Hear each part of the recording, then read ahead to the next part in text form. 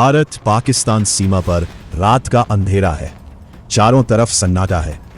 अचानक दूर से भारी सैन्य वाहनों की आवाज सुनाई देती है। कुछ ही देर में सड़क पर एक के बाद एक बड़े सैन्य ट्रक दिखाई देते हैं, लेकिन इन ट्रकों पर सामान नहीं, ऐसी तोपें हैं जो सैकड़ों किलोमीटर दूर बैठे रणनीतिकारों की चिंता बढ़ा सकती हैं। 3 अगस्त 2026 को सामने आई रिपोर्टों के मुताबिक पाकिस्तान ने भारत से लगती संवेदनशील सीमा के पास बड़ी संख्या में चीन निर्मित SH-15 हॉविट्जर तैनात किए हैं। कुछ रिपोर्टों में इनकी संख्या करीब 250 बताई गई है। दावा किया जा रहा है कि इनकी अधिकतम फायरिंग रेंज विशेष गोला बारूद के साथ लगभग 72 किलोमीटर तक हो सकती है। हालांकि वास्तविक ऑपरेशनल रेंज इस्तेमाल किए जाने वाले गोले और परिस्थितियों पर निर्भर करती है। लेकिन असली सवाल ये नहीं है कि ये तोपें कितना दूर तक गोला दाग सकती है। असली सवाल है, पाकिस्तान ने इन्हें अभी सीमा के करीब क्यों पहुंचाया? इस सवाल का जवाब समझने के लिए हमें इन तोपों की कहानी से थोड़ा पीछे जाना होगा। इस हथियार का नाम है SH-15। ये चीन की नोरिंको कंपनी द्वारा बनाए गए 155 millimetre 52 calibre wheeled self propelled howitzer system का एक्सपोर्ट वर्जन है। चीन में इसी परिवार की तोप को PCL-118 के नाम से जाना जाता है।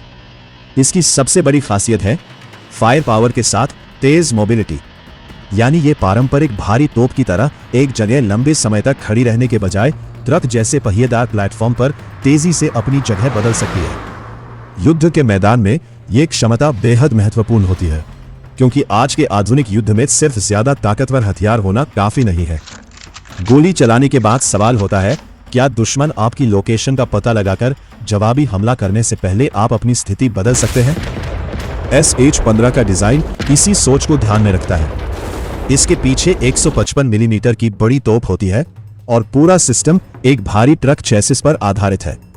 फायरिंग के समय हाइड्रोलिक सपोर्ट सिस्टम इसे स्थिर करता है और काम पूरा होने के बाद ये फिर तेजी से दूसरी जगह जा सकता है। यानी कल्पना कीजिए, एक यूनिट किसी इलाके में पहुंचती है, फायरिंग पोजीशन तैयार होती है, गोले दागे जाते हैं और फिर वही सिस्टम कुछ समय बाद अपनी जगह बदल देता है। इसी वजह से आधुनिक आर्टिलरी युद्ध में मोबिलिटी और सर्वाइवेबिलिटी बहुत महत्वपूर्ण मानी जाती है। लेकिन यहाँ एक और दिलचस्प बात सामने आती है। पाकिस्तान और चीन के बीच सैन्य संबंध कोई नई कहानी नहीं है। मई 2026 में पाकिस्तान के प्रधानमंत्री शहबाज शरीफ ने चीन का दौरा किया था। इस दौरान चीन के राष्ट्रपति शी जिनपिंग और प्रधानमंत्री ली चियांग के साथ मुलाकात हुई। दोनों देशों ने अपने रणनीतिक सहयोग और सैन्य समन्वय को और मजबूत करने की बात दोहराई। यानी एक तरफ दोनों देशों के बीच राजनीतिक और रणनीतिक रिश्ते मजबूत हो रहे थे और दूसरी तरफ पाकिस्तान अपनी सैन्य क्षमता को आधुनिक बनाने की कोशिश कर रहा था। लेकिन SH-15 पाकिस्तान के लिए कोई बिल्कुल नया हथियार भी नहीं है। पाकिस्तान पहले से ही इस सिस्टम को हासिल कर चुका है और इसके इस्तेमाल तथा परीक्षणों की खबरें पिछले वर्षों में भी सामने आती रही है। 2025 में भी रिपोर्टें सामने आई थी कि पाकिस्तान ने चीन निर्मित SH-15 आर्टिलरी सिस्टम्स को लोएसी और इंटरनेशनल बॉर्डर के करीब तैनात किया था। तो फिर 2026 में करीब 250 तोपों की तैनाती की खबर इतनी महत्वपूर्ण क्यों बन गई? क्योंकि संख्या बदलते ही कहानी बदल जाती है। 1-2 आर्टिलरी सिस्टम्स किसी इलाके में मौजूद हो तो उन्हें सामान्य सैन्य तैयारी का हिस्सा माना जा सकता है। लेकिन अगर बड़ी संख्या में आर्टिलरी सिस्टम्स को संवेदनशील सीमा के करीब एक साथ रिपोजिशन किया जाए तो ये एक अलग तरह का स्ट्रेटेजिक सिग्नल हो सकता है। यह जरूरी नहीं कि इसका मतलब युद्ध शुरू होने वाला है, लेकिन इसका मतलब यह जरूर हो सकता है कि पाकिस्तान अपनी कन्वेंशनल आर्टिलरी स्ट्रेंथ को मजबूत करके संभावित संकट की स्थिति में ज्यादा तेजी से प्रतिक्रिया देने की तैयारी कर रहा है। और यहीं से कहानी भारत की तरफ मुड़ती है। भारत और पाकिस्तान के बीच सीमा पर आर्टिलरी कोई नई चीज नहीं है। लोएसी पर कई बार भारी तोपों और रॉकेट सिस्टम्स का इस्तेमाल हो चुका है। 2025 में भारत और पाकिस्तान के बीच सैन्य तनाव के दौरान भी आर्टिलरी और दूसरे लॉन्ग रेंज सिस्टम्स का इस्तेमाल हुआ था। वेपन्स की भूमिका चर्चा में रही थी। ऐसे माहौल में अगर एक पक्ष अपनी आर्टिलरी को ज्यादा मोबाइल और लॉन्ग रेंज सिस्टम से मजबूत करता है तो दूसरा पक्ष भी अपनी काउंटर बैटरी और सर्वेलेंस क्षमता पर ज्यादा ध्यान देता है। यही आधुनिक आर्टिलरी वॉरफेयर का सबसे बड़ा खेल है। तोप दिखाई देने से पहले उसका निशाना खोजा जाता है और गोला गिरने से पहले उसका ट्रेजेक्टरी समझने की कोशिश की जाती है। इसके लिए केवल सैनिकों की आंखें काफी नहीं होती। Radar, drones, satellite imagery, electronic intelligence और बैटलफील्ड सर्वेलेंस जैसे सिस्टम महत्वपूर्ण भूमिका निभाते हैं। इसीलिए SH-15 की असली ताकत सिर्फ उसकी तोप नहीं है। उसकी असली ताकत तब सामने आती है जब उसे एक बड़े बैटलफील्ड नेटवर्क से जोड़ा जाता है। लेकिन यहां एक महत्वपूर्ण तथ्य को समझना जरूरी है। 72 किलोमीटर की रेंज को लेकर सुर्खियां जरूर बन रही हैं, लेकिन हर प्रकार का एम्यूनिशन इतनी दूरी तक नहीं जाता। किसी आर्टिलरी सिस्टम की वास्तविक मारक क्षमता एम्यूनिशन के प्रकार, मौसम, टेरेन और फायरिंग कंडीशंस पर निर्भर करती है।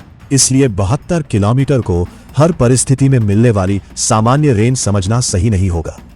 फिर भी 155 मिलीमीटर का 52 कैलिबर आर्टिलरी सिस्टम अपने आप में गंभीर फायर पावर रखता है और इसकी मोबिलिटी इसे और ज्यादा उपयोगी बनाती है। अब सवाल आता है, भारत के पास इसका जवाब क्या है?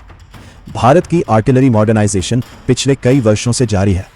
भारतीय सेना के पास M777 अल्ट्रा लाइट हाउइट्जर्स हैं, जिन्हें खास तौर पर कठिन और पहाड़ी इलाकों में मोबिलिटी के लिए महत्वपूर्ण माना जाता है। इसके अलावा भारत ने स्वदेशी धनुष और शरांग जैसी आर्टिलरी प्रणालियों को भी शामिल किया है। और फिर आता है भारत का एक बेहद महत्वपूर्ण हथियार, ATAGS, advanced towed artillery gun system यानी ATAGS भारत में विकसित 155 मिलीमीटर 52 कैलिबर आर्टिलरी गन है। इसका विकास DRDO और भारतीय निजी तथा सार्वजनिक क्षेत्र की कंपनियों के सहयोग से हुआ है। यानी कहानी सिर्फ पाकिस्तान की नई तोपों की नहीं है, असल कहानी है दोनों तरफ तेजी से बदलती आर्टिलरी टेक्नोलॉजी की। एक और बड़ा सवाल छिपा है, अगर पाकिस्तान ने सीमा के करीब इतनी बड़ी संख्या में मोबाइल आर्टिलरी सिस्टम्स तैनात किए हैं, तो क्या ये सिर्फ डिफेंसिव डिप्लॉयमेंट है या फिर ये किसी बड़े स्ट्रेटेजिक कैलकुलेशन का हिस्सा है? इसका जवाब अभी पूरी तरह स्पष्ट नहीं है। किसी भी सैन्य डिप्लॉयमेंट के पीछे कई कारण हो सकते हैं, ट्रेनिंग, डिटरेंस, डिफेंसिव प्रिपेयर्डनेस या संभावित संकट के लिए पोजीशनिंग। इसलिए केवल डिप्लॉयमेंट देखकर युद्ध की भविष्यवाणी करना सही नहीं होगा। लेकिन इतना जरूर है कि भारत पाकिस्तान सीमा पर किसी भी बड़े आर्टिलरी मूवमेंट को नजरअंदाज नहीं किया जा सकता, क्योंकि आर्टिलरी का खेल बहुत अलग होता है। यहां सैनिकों को दुश्मन के सामने खड़े होकर गोली चलाने की जरूरत नहीं होती। दूर बैठी आर्टिलरी यूनिट कोऑर्डिनेट्स हासिल कर सकती है, फायरिंग सोल्यूशन तैयार कर सकती है और कुछ ही समय में किसी क्षेत्र पर भारी फायर डाल सकती है। इसीलिए आधुनिक सेनाएं आर्टिलरी को बैटलफील्ड का सबसे महत्वपूर्ण कन्वेंशनल फायर सपोर्ट एलिमेंट मानती है। यही वजह है कि सीमा पर तैनात 250 SH-15 की खबर में सैन्य विश्लेषकों का ध्यान खींचा है।